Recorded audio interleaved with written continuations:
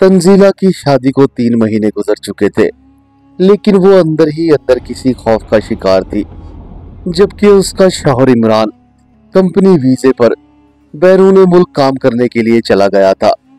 मगर उसके जाने के बाद कुछ ऐसा हुआ कि तंजीला दिल ही दिल में खौफजदा रहने लगी। हालांकि इमरान के वालिद शरफुद्दीन की ख्वाहिश थी कि वो अपना जाती मकान खरीद कर उसमें अपनी बाकी की जिंदगी गुजारे, लेकिन जिंदगी थी कि बार बार उनसे इम्तिहान ले रही थी। वो अभी तक मुकम्मल तौर पर अपने लिए ठिकाना ना बना पाए थे, क्योंकि उन्होंने तमाम उम्र अपने बेटे इमरान को पढ़ाने और लिखाने में सर्फ कर दिया। उन्होंने खुद तो मेहनत मजदूरी करके अपनी जिंदगी गुजार ली थी, मगर इमरान के फ्यूचर के लिए उन्होंने अपना सब कुछ कुर्बान कर दिया था। और शायद यही वजह थी कि वो अब तक अपने लिए एक मुस्तकिल ठिकाना ना ढूंढ पाए थे। जिस मकान में वो रह रहे थे, ये शायद उनकी जिंदगी में एक आखिरी मकान था। इमरान की शादी के 6 माह बाद ही वो इस दुनिया फानी से कूच कर गए। अब इस किराए के घर में तंजीला और उसकी सास ही रहा करती थी। इमरान के बैरून मुल्क जाने के बाद तंजीला को न जाने ऐसा क्यों महसूस हो रहा था कि तंजीला और उसकी सास के अलावा इस घर में कोई तीसरा भी मौजूद है। वो अक्सर बैठे बैठे डर जाया करती, और खासकर जब वो रात को सोती तो उसे ऐसा महसूस होता कि जैसे कमरे में कोई न कोई मौजूद है। वो रोज की तरह आज भी थकी हारी अपने बिस्तर पर लेटते ही सो गई। उसने ख्वाब में देखा कि एक इंतहाई बदसूरत इंसान घोड़े पर सवार होकर उसके सामने आ मौजूद हुआ है। ये इंसान इस कदर हैबतनाक था कि तंजीला इसे देखते ही फौरन भाग खड़ी हुई। तंजीला को यूं भागता देखकर वो घोड़ा सवार भी उसका पीछा करने लगा। अपने हाथ में तलवार लहराते हुए वो तंजीला को मौत के घाट उतार देना चाहता था। जबकि तंजीला गिरती पड़ती मुसलसल अपनी जान बचाने के लिए भाग रही थी। अचानक ऐसा हुआ कि तंजीला को एक ठोकर लगी और वो जमीन पर ऊंधे मुंह जा पड़ी। घोड़े पर बैठा हुआ शख्स जोरदार कहके लगाने लगा और अपनी तलवार हवा में लहराने लगा। इससे पहले कि तंजीला कुछ समझ पाती, उस घोड़े सवार ने तलवार चलाई और तंजीला की गर्दन कटकर दूर जा गिरी। अब वो अपने घोड़े से उतरा और तंजीला के सर को बालों से पकड़कर हवा में लहराने लगा।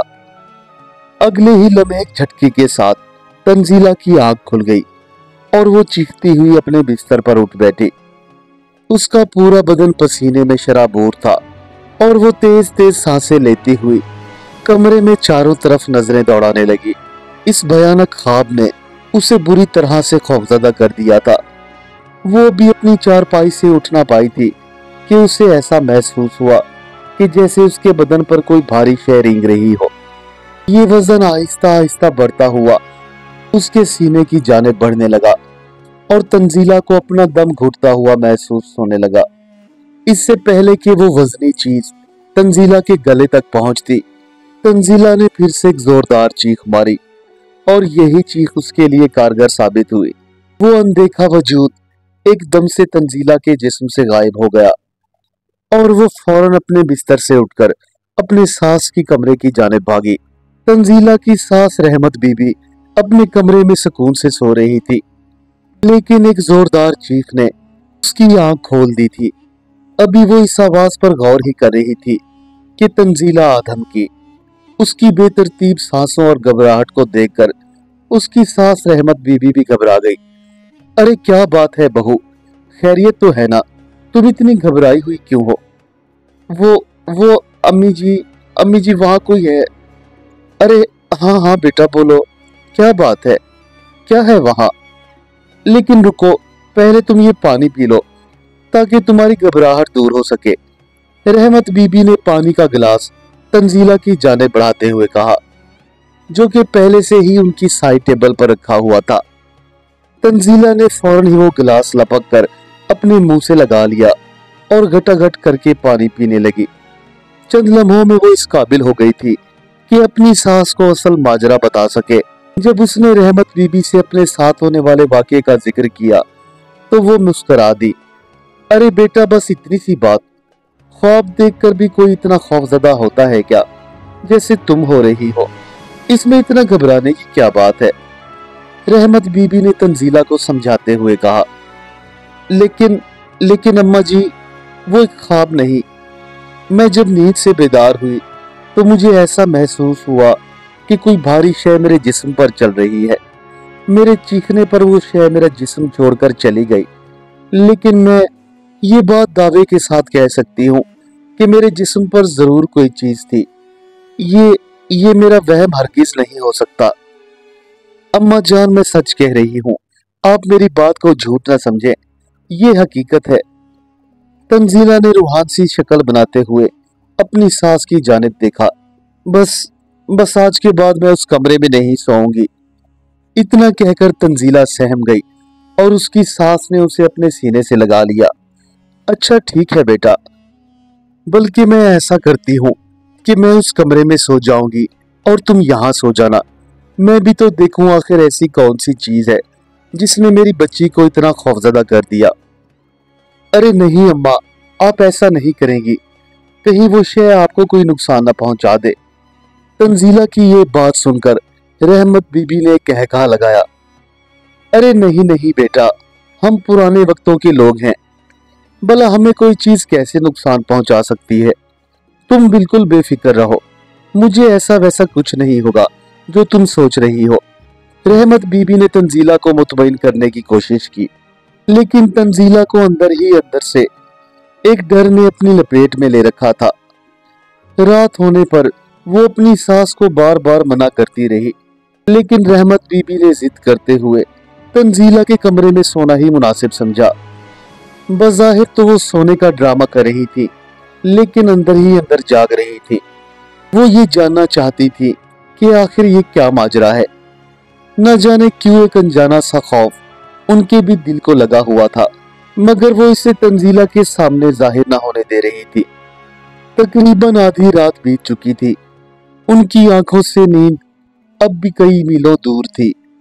बार बार करवटें बदलने के बाद भी रहमत बीबी को नींद नहीं आ रही थी, और ना ही अब तक कुछ ऐसा हुआ था कि जिसकी बिना पर वो इस कमरे को आसेब ज़दा कमरा करार दें। काफी देर इंतजार करने के बाद जब कमरे में कोई हरकत ना हुई तो आखिरकार रहमत बीबी को भी नींद आ गई। उन्हें आंखें बंद किए अभी कुछ ही लम्हे गुजरे थे कि कमरे में एक जोरदार आवाज हुई। बेड की साइड टेबल पर पड़ा हुआ गुलदान खुद ब खुद ही नीचे जा गिरा था। फर्श पर गिरते ही इस गुलदान ने एक जोरदार आवाज पैदा की, जिससे चौंक कर रहमत बीबी अपनी नींद से जाग गई। इससे पहले कि रहमत बीबी कुछ समझ पाती, अगले ही लम्हे कमरे में एक काला और खौफनाक बिल्ला नमूदार हुआ, जो गुर्राता हुआ सीधा रहमत बीबी की जानिब बढ़ रहा था।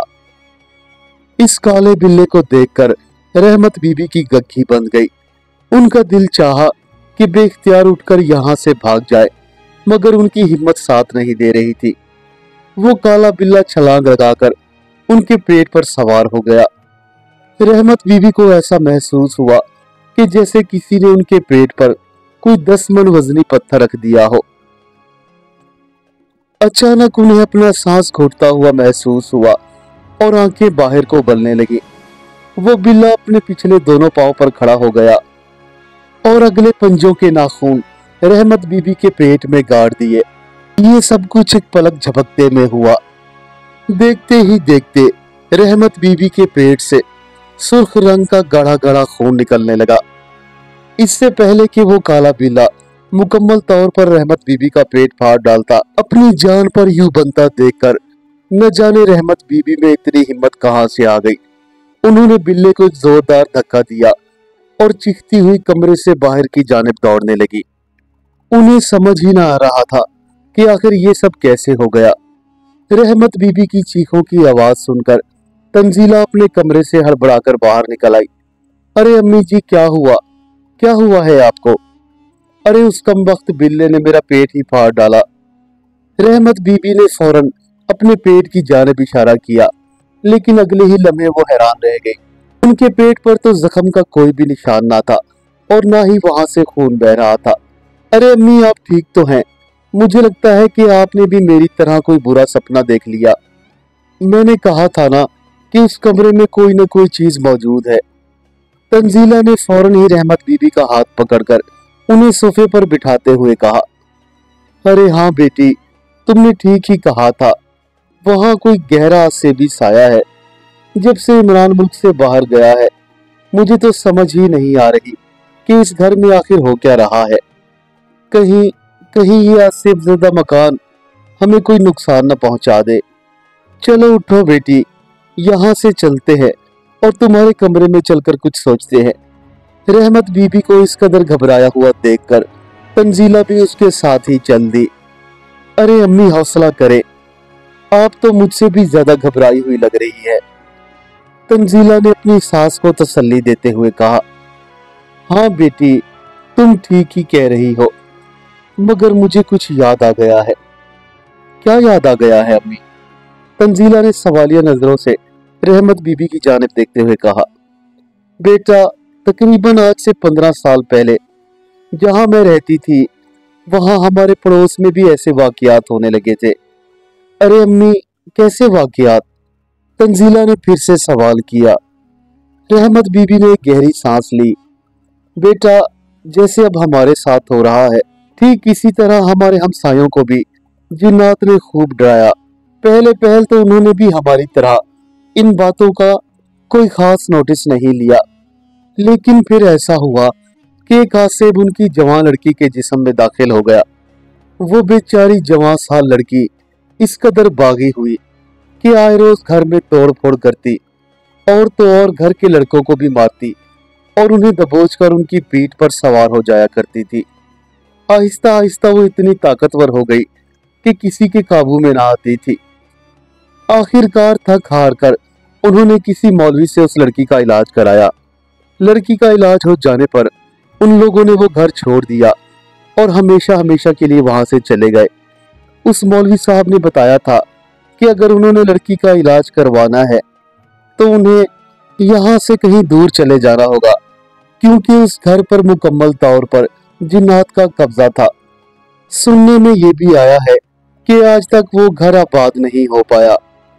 तो क्या अम्मी, हमें भी ये घर खाली करना पड़ेगा? अरे बेटा, तुम परेशान ना हो, मुझे कुछ सोचने दो। सुबह नाश्ते से फारिग होकर मैं उन मौलवी साहब के पास जाऊंगी। हो सकता है कि वो इस मामले में हमारी कोई मदद कर सके। लेकिन अम्मी, मुझे तो अकेले इस घर में डर लगेगा। अरे बेटा, तुम डरो नहीं, मैं जल्द ही वहां से वापस आ जाऊंगी।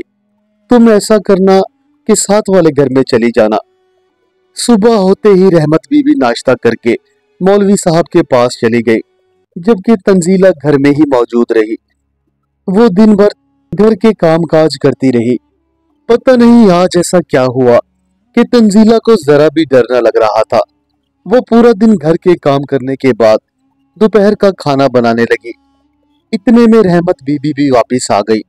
वो तंजीला को घर में मौजूद देखकर एकदम से हैरान हो गई। अरे बेटा, तुम पड़ोस के यहाँ नहीं गई थी?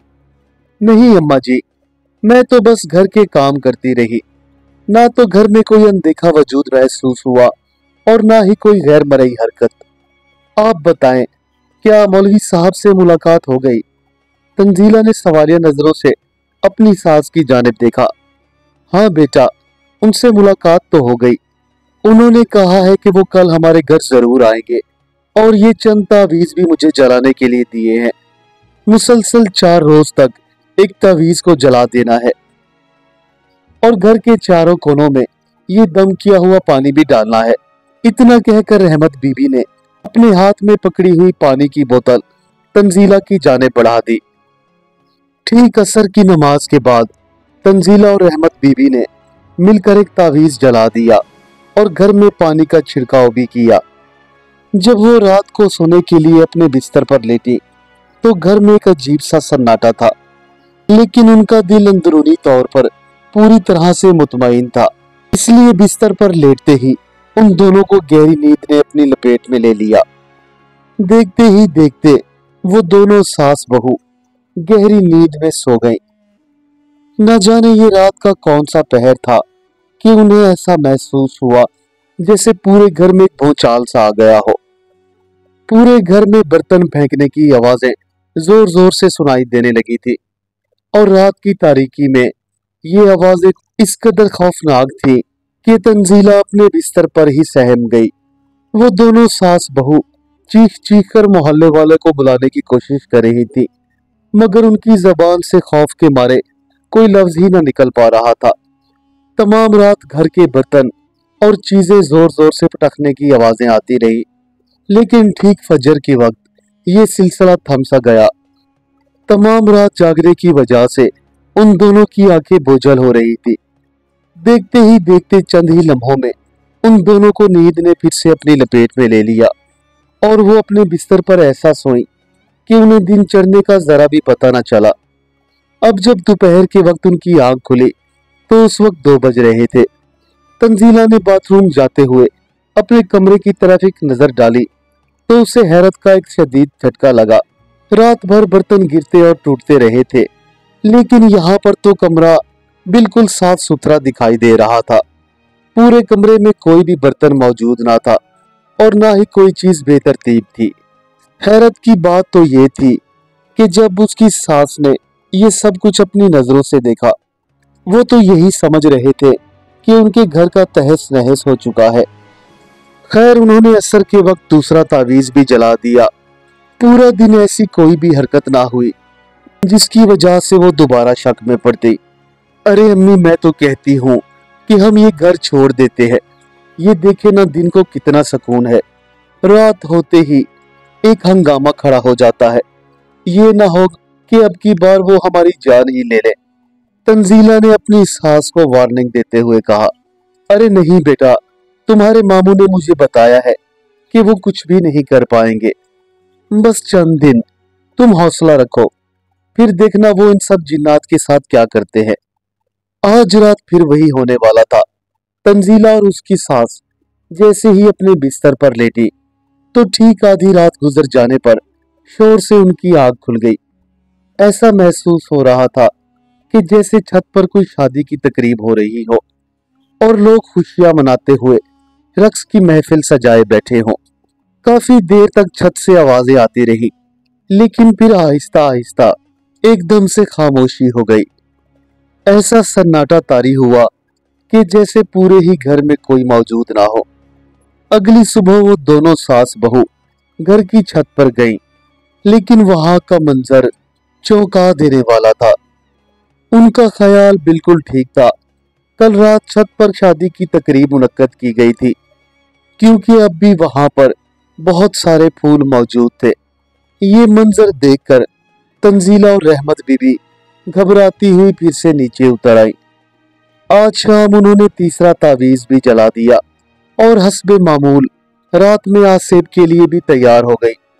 उन्हें मालूम था कि रात को कुछ ना कुछ जरूर होगा। ठीक आधी रात को पूरे घर के दरवाजे और खिड़कियां जोर जोर से बजने लगे, मगर वो दोनों पहले से ही तैयार थी। रोज की तरह तमाम रात उन दोनों सास बहू ने फिर से अपनी आंखों पर गुजारी। अगले दिन जब उन्होंने चौथा तावीज जलाया तो रात के किसी पहर उन्हें अपने घर के आंगन में किसी की चलने की आवाज महसूस हुई। ये एक इंतहाई बदसूरत शख्स था जो बंद दरवाजे के अंदर से ही कमरे में दाखिल हो गया था। उसे देखते ही रहमत बीबी और तंजीला की चीखें निकल गई। उसके एक हाथ में तलवार थी और वो बहुत गुस्से में दिखाई दे रहा था। इस बदसूरत शख्स को अपने सामने देखते ही रहमत बीबी गुस्से से चीखी, अरे कौन है तू बदबख्त, और हमारी जान क्यों नहीं छोड़ रहा। रहमत बीबी के जवाब में उस शख्स ने जरूर कुछ कहा, मगर वो ऐसी जबान थी जो कि तंजीला और रहमत बीबी को समझ ना आ रही थी। अरे मैं कहती हूँ कि यहाँ से चला जा, नहीं तो पीर सादतुल्लाह तुझे जलाकर खाक कर देंगे। रहमत बीबी ने जैसे ही पीर सादतुल्लाह का नाम लिया तो वो शख्स एकदम से कांपने लगा और देखते ही देखते उस कमरे से गायब हो गया। मौलवी साहब की धमकी काम कर गई थी। वो बदसूरत इंसान अचानक से ही कहीं गायब हो गया। इससे पहले कि रहमत बीबी और तंजीला कुछ समझ पाती, अचानक से दरवाजे पर दस्तक हुई। तंजीला लपक कर अपने बिस्तर से उठी और बाहर की जानिब जाने लगी। उसने जैसे ही घर का दरवाजा खोला तो मौलवी साहब बिल्कुल उनके सामने खड़े हुए थे। अरे अरे मौलवी साहब आप! रहमत बीबी मौलवी साहब को देखते ही दूर से पुकार उठी। मौलवी साहब ने घर में दाखिल होते हुए गहरी नजरों से पूरे घर की जानिब देखा। बिल्कुल ठीक, इसका मतलब है कि मेरा शक बिल्कुल ठीक था। मेरे ख्याल में अब से कुछ देर पहले तक वो आसेब इसी घर में मौजूद था, क्योंकि उसकी खुशबू अब भी यहाँ मौजूद है।